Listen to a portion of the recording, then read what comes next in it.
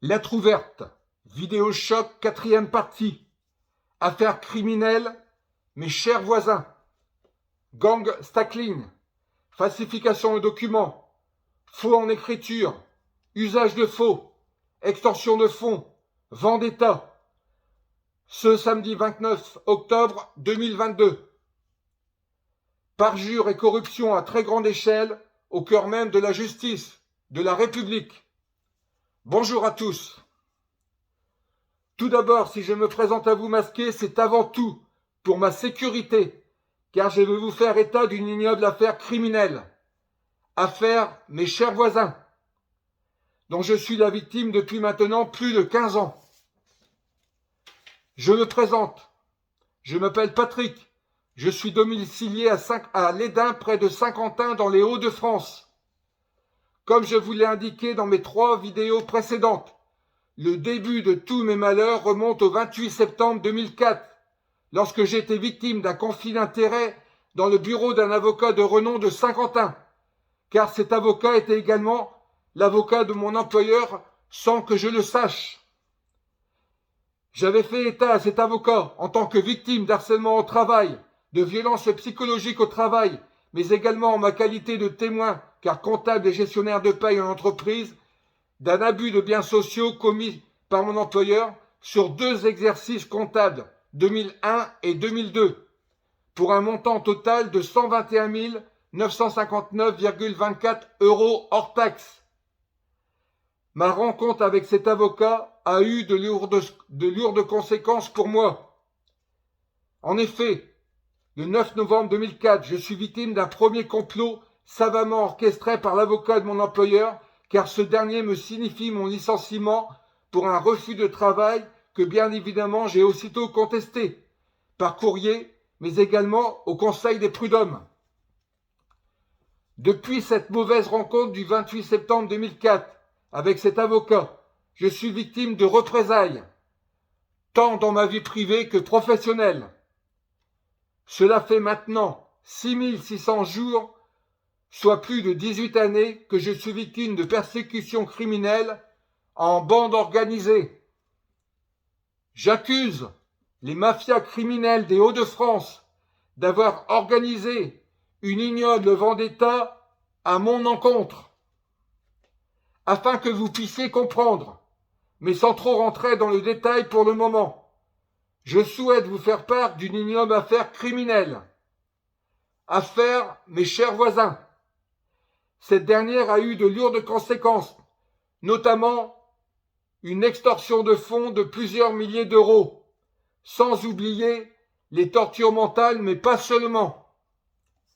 En janvier 2007, nous avons fait l'acquisition, mon épouse et moi, d'un terrain situé dans le lotissement sur la commune de Lédin, pour la construction de notre maison. Notre terrain est situé dans le bas de l'allée du canal. Je précise que cette allée est une allée en forte pente. Il va de soi que toutes les parcelles à proximité de notre terrain sont également en pente, à la fois dans le sens de leur largeur ainsi que dans leur longueur. Or, il se trouve que mes chers voisins, dont le terrain est accolé à notre maison, sur le haut de cette allée, ont curieusement surélevé de mémoire fin mars 2007 l'ensemble de leurs terres, de sorte que leurs terres en limite de propriété de nos 2 terrains ont été surélevées de plus d'1,70 m au plus haut point.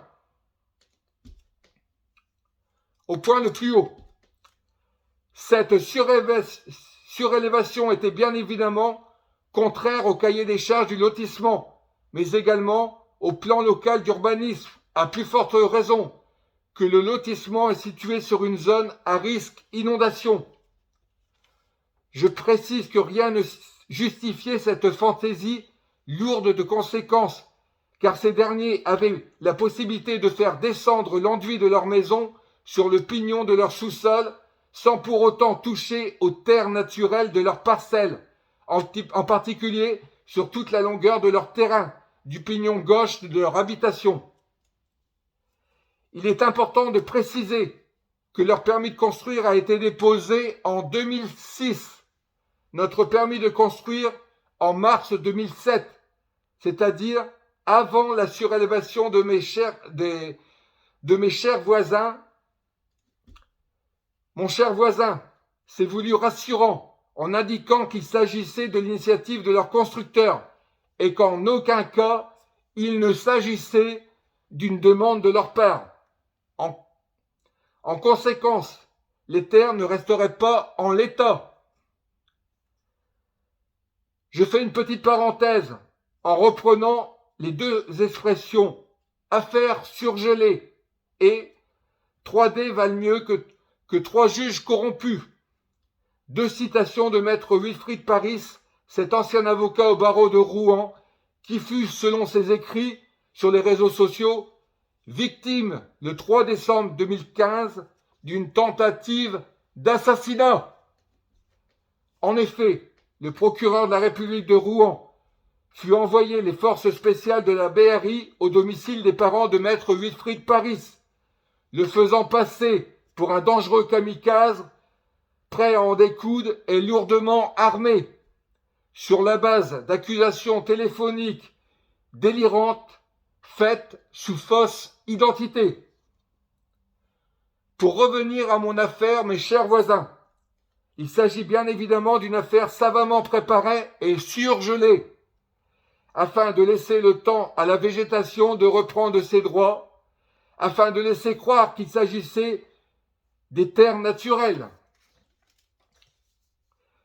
La perversité du procédé tient notamment dans le fait que la descente de leur sous-sol a été aménagée de sorte que le mur situé en aval se trouve plus haut que le mur en amont, ce qui leur a permis de prendre des photos en trompe-l'œil, afin de faire croire que nos 2 parcelles étaient plates.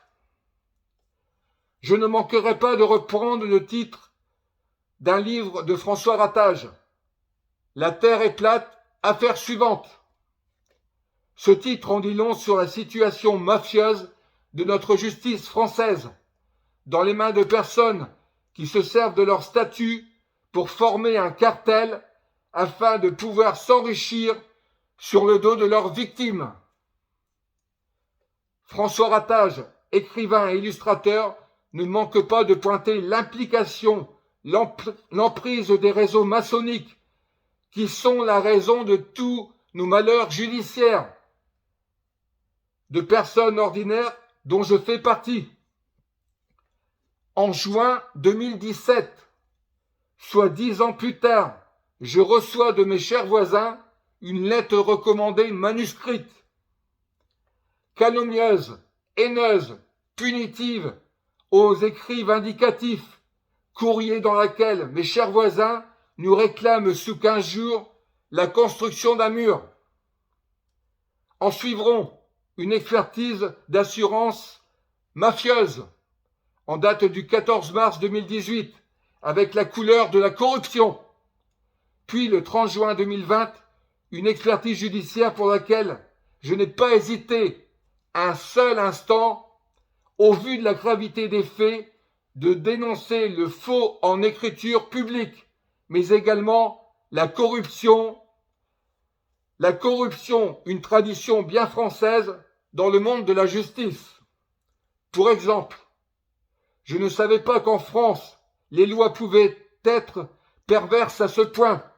En effet, nous avons été condamnés au premier semestre 2022 par le tribunal de grande instance de Saint-Quentin à réaliser un mur puis à dédommager financièrement nos chers voisins alors que nous n'avions pas eu connaissance de la date de l'audience, et ce malgré le fait que j'avais adressé en date du 2 juillet 2021 une lettre recommandée au tribunal de grande instance de Saint-Quentin, courrier dans lequel j'ai dénoncé la corruption, mais également demandé des explications car aucune date n'était mentionnée dans le courrier que nous avait remis un huissier de justice de Saint-Quentin. Pour résumer, dans ce dossier, j'ai été lourdement condamné à payer plusieurs milliers d'euros au moyen de falsification de documents, notamment du permis de construire, du cahier des charges du lotissement, de faux en écriture publique de la part de l'expert judiciaire, mais également de la part des experts d'assurance. Je souhaite pour l'instant vous épargner la liste des délits, tellement la liste est longue, ainsi que le nombre de personnes incriminées dans cette affaire criminelle. Il convient de préciser que ce dossier est un cas d'école, car en finalité, cette affaire, mes chers voisins, n'est rien d'autre qu'un ignoble complot n'ayant pour seul objectif celui de nous prendre notre maison.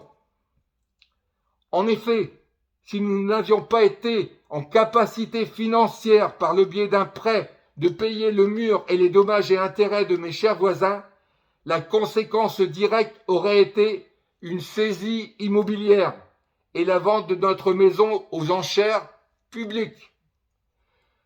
Nous connaissons tous les conditions dans lesquelles se déroulent les ventes aux enchères entre copains.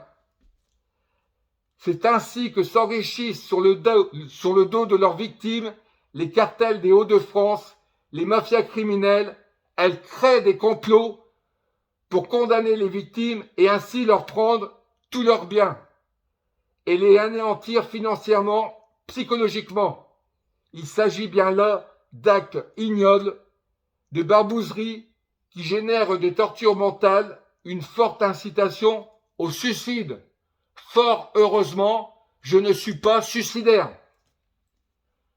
Je souhaite faire état de l'article 222-1 du Code pénal concernant la torture mentale.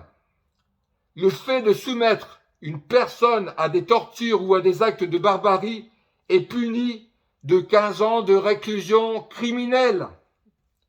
Je rejoins M. François Ratage, qui a notamment écrit un livre ayant pour titre « La profession d'avocat doit disparaître ». En effet, je confirme que la corruption s'exerce dans un premier temps à travers les avocats. Mes 4 dernières plaintes adressées au procureur de la République de Saint-Quentin remontent à 2019 et 2020. Les 3 premières pour des affaires de corruption, dans le cadre de l'affaire « Mes chers voisins ». Et la 4e, le 13 mai 2020, concernant une plainte à l'encontre de mon dernier employeur pour des faits de violence en réunion, de vendetta. Or, toutes mes plaintes sont restées sans réponse de ce dernier. Force est de constater que le contenu de mes 4 courriers dérangeait forcément le parquet de Saint-Quentin, en raison du contenu, mais également de mes accusations de vendetta, suite au conflit d'intérêts dont j'ai été victime et que j'ai évoqué au début de cette vidéo. Un conflit d'intérêts lourd de conséquences. La justice devra m'être rendue pour tous les préjudices que j'ai subis. C'est ainsi que fonctionne la justice de notre pays. C'est une tradition bien française, une justice entre copains, pour les copains. Déclaration choc de M. Claude Butin, qui fut avocat au barreau de Paris, puis magistrat. Ne faites jamais confiance à la justice de votre pays. Dans le livre d'Ernest Pardo, La supercherie judiciaire, au bas de la page 269, on peut lire « La victime se retrouve ainsi neutralisée, ruinée, anéantie, désintégrée ». Je vous invite à regarder la vidéo de l'interview de maître David Koubi, avocat au barreau de Paris par Fincarview. Déclaration choc de maître David Koubi. Il y a bel et bien 2 justices, celle qui est en faillite pour les gens ordinaires et la justice des copains qui est tenue et opère suivant des logiques de Pâques de place. La relation de fait, on ne peut pas le voir. Les réseaux à l'œuvre, fraternité, c'est-à-dire l'emprise de la franc-maçonnerie au cœur de la justice de la République. Je vous invite à lire un article très intéressant du journal L'Express d'avril 2010.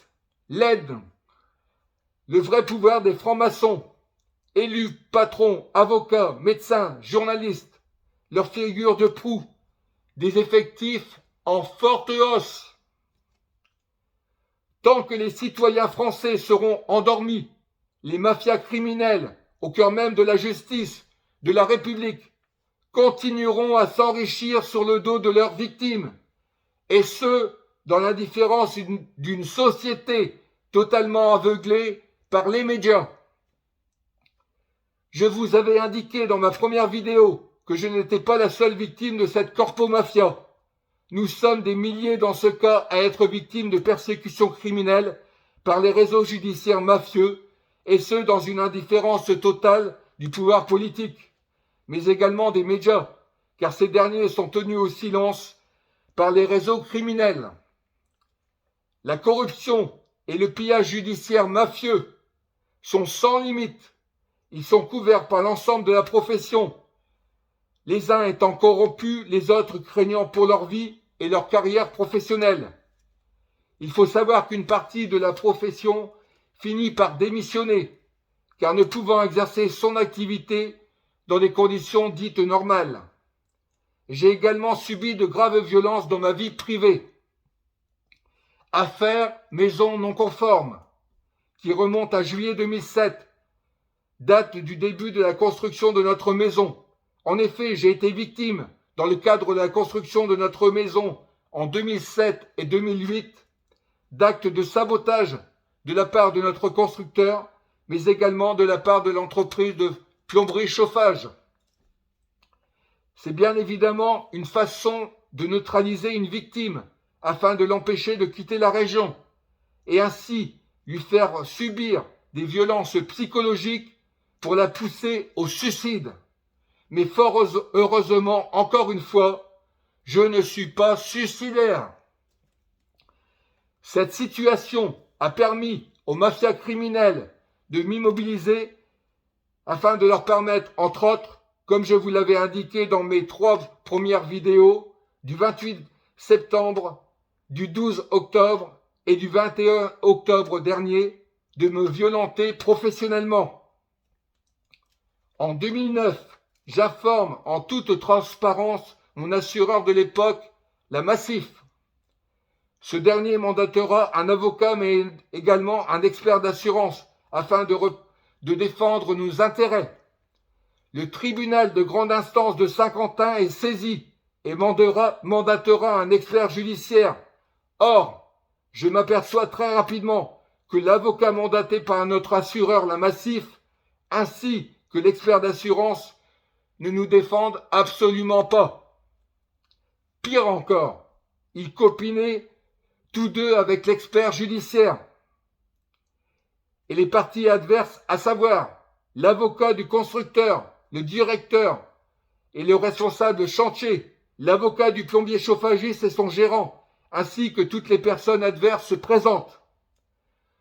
Toutes ces expertises judiciaires mafieuses se sont déroulées entre le 17 décembre 2009 et fin janvier 2011.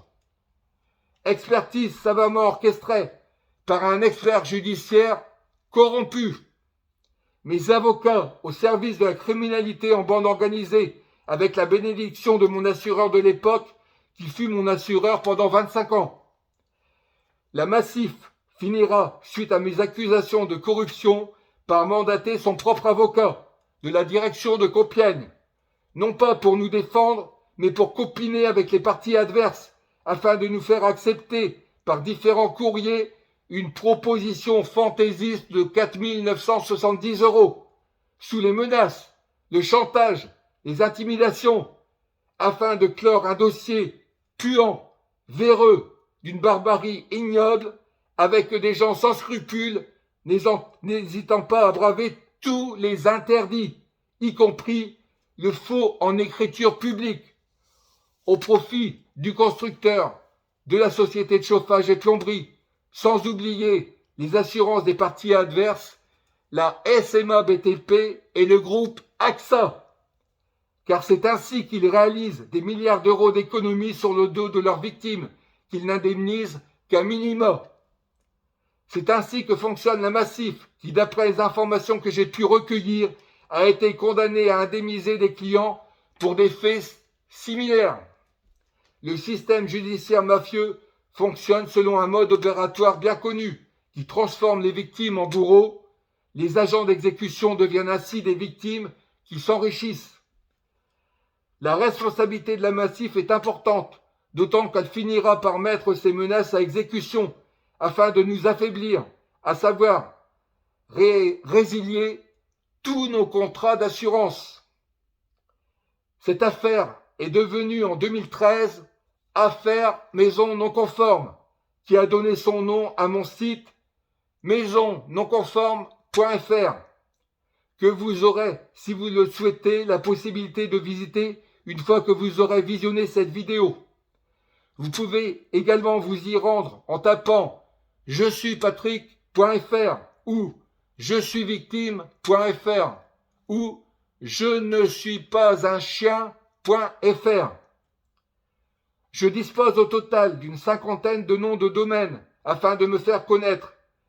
J'ai pour objectif de me sortir de ce cauchemar, tout en faisant tomber le système judiciaire mafieux. Car il s'agit bien là d'un véritable scandale d'État institutionnel, et je l'affirme à nouveau avec force et détermination. La justice est bel et bien mafieuse, n'en déplaise à monsieur le ministre de la Justice, Éric Dupond-Moretti, qui n'a pas cru bon répondre à ma lettre recommandée du 13 avril 2021. J'ai également demandé à monsieur Éric Dupond-Moretti, je me cite, demande enquête concernant le palais de justice de Saint-Quentin. Il ne peut y avoir de zone de non-droit. Or, force est de constater que le palais de justice de Saint-Quentin est une zone de non-droit, n'étant rien d'autre qu'une organisation criminelle très lucrative pour les copains. Les 18 années de persécution criminelle dont je suis la victime, soit plus de 6600 jours, me permettent de vous affirmer sans embâge que la justice est gangrénée par les mafias qui agissent en bande organisée et qui ont pour objectif, entre autres, de s'enrichir en pillant leurs victimes par n'importe quel moyen. L'emprise mafieuse de certains experts judiciaires, huissiers de justice, greffiers, juges d'instruction, procureurs de la République, magistrats, assurances, protection juridique, banques, etc. est sans limite. Sans tout ce petit monde, la corruption judiciaire ne pourrait pas s'exercer, et il convient d'ajouter qu'une grande partie de la classe politique est corrompue, l'autre partie craignant également des représailles, d'où la loi du silence qui est voulue. C'est ignoble, mais c'est ainsi que fonctionnent les mafias. Elles multiplient en créant des situations pour condamner les victimes qui seront de ce fait pour la plupart du temps spoliées de leurs biens. Je vous invite à réécouter ma première vidéo choc, mais également à partager mes vidéos au maximum. Je n'ai pas la prétention d'apporter une solution à tous ces dysfonctionnements judiciaires. C'est la raison pour laquelle je lance à nouveau un appel national, en ma qualité de victime et de lanceur d'alerte. Je souhaite également faire état d'un extrait de la préface de l'un des livres de David Kubi, avocat de la Cour de Paris. Une contestation française. Je cite, « Chacun de nous est conscient que la République va mal, que l'intérêt général ne cesse d'être bafoué, que la justice est dévoyée en un instrument au service des puissants, et que nos politiques, à quelques rares exceptions près, ne s'engagent pas contre notre ennemi la finance, mais se complaisent dans cette démocratie de basse intensité. » Je souhaite reprendre la citation de Bernard Méry, avocat au barreau de Paris, qui a écrit à la fin des années 90 Les Nouveaux Parrains. Préface. Un beau jour, on peut dire que ça suffit. L'auteur révèle non sans risque un petit monde où le secret est roi, où les règles du droit sont confisquées au profit de ceux qui les violent impunément, dans l'intérêt de leurs copains. Il dénonce une justice à deux sorties, l'une pour le frère, l'autre pour le justifiable ordinaire, l'exclu des fraternels.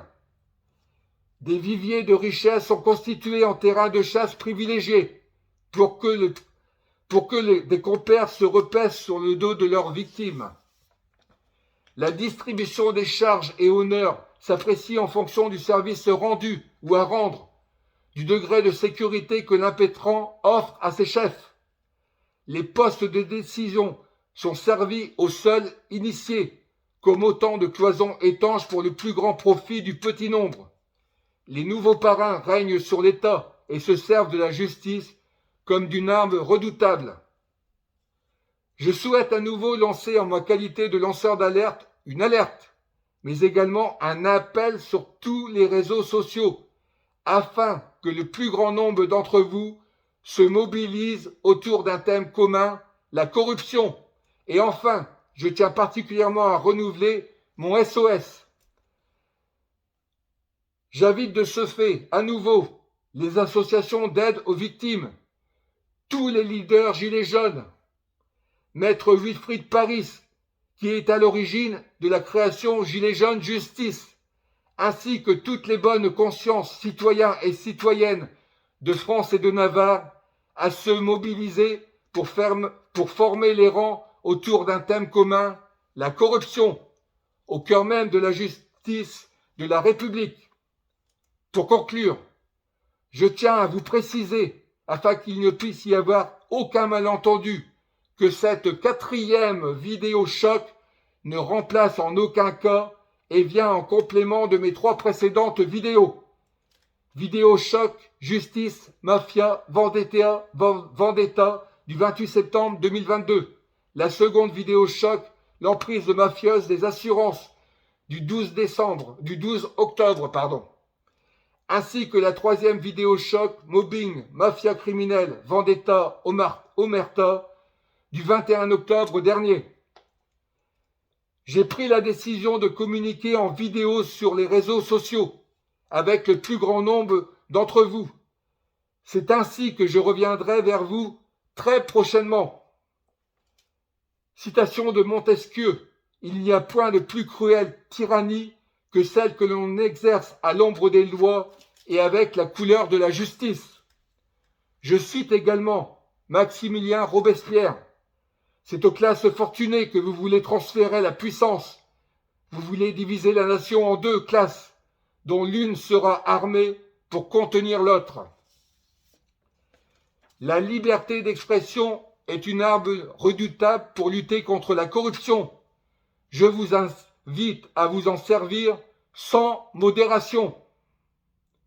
Ne renoncez jamais. Le pain et la liberté poussent sur la même tige. Au vu de la gravité de mes accusations, il me paraît judicieux de vous informer qu'un suicide, un accident ou tout événement funeste intervenant à mon égard serait a priori un assassinat. Pour finir, pour ceux qui ne connaissent pas, je vous montre le livre de Bernard Méry que j'ai cité, Les Nouveaux Parrains. La supercherie judiciaire d'Ernest Pardo. Sur la page 269, le fameux tableau dont je vous ai fait état. Une contestation française de David Koubi. Toujours de David Koubi. Un manifeste, la charge. Sur la préface, on peut lire « Le seul gouvernement qui puisse fonctionner est un gouvernement au service du peuple, dirigé par le peuple et contrôlé par le peuple. » François Ratage. La terre est plate, affaire suivante. Sur la préface, on peut lire « Avocat ou mafia ». La situation est gravissime. En France, la profession d'avocat dispose d'un monopole légal pour défendre vos droits. Or, cette profession est tenue par des gens qui violent la loi et font taire leurs victimes en les menaçant. À tel point que les rares victimes osant témoigner ne le font que sous couvert d'un total anonymat en dissimulant leur nom ainsi que leur prénom. En ce qui me concerne, je ne dissimule que mon visage. Toujours de François Ratage. Justice de merde, tome 1. Il existe en tout 6 tomes. Sur la page 130, on peut lire concernant le faux en écriture. Faux en écriture. Vous allez en entendre parler souvent de moi. Pour une raison simple. Il y en a tout plein.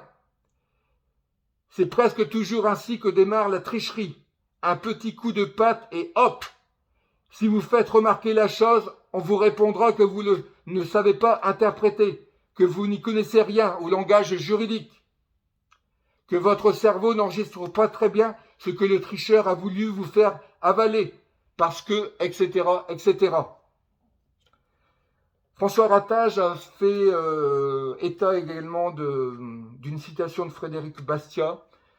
Quand le pillage, page 342, quand le pillage devient un moyen d'existence pour un groupe d'hommes qui vit au sein de la société, ce groupe finit par créer pour lui-même un système juridique qui autorise le pillage et un code moral qui le glorifie. François Ratage, justice de merde. Florence Hartmann, lanceur d'alerte. Ils risquent leur vie pour protéger la nôtre. François Ratage, excusez-moi, Florence Hartmann qui est journaliste. Et pour finir l'article du journal L'Express de 2010, l'Aisne, le vrai pouvoir des francs-maçons, élus, patrons, avocats, médecins, journalistes, leur figure de proue, des effectifs en forte hausse. À l'intérieur, on peut lire le dossier qui est très complet sur les vrais pouvoirs des francs-maçons dans l'Aisne. Je vous invite à vous procurer et éventuellement à visiter mon site jesuipatrick.fr. Vous y retrouverez le fameux article express. Donc voilà, je pense avoir fait le tour du problème. Enfin, si on peut dire, il y a tellement à dire. Donc je reviendrai vers vous très prochainement. Je vous dis à très bientôt. Et je compte sur vous pour mobiliser, pour partager un maximum toutes mes vidéos. Merci d'avance, à bientôt.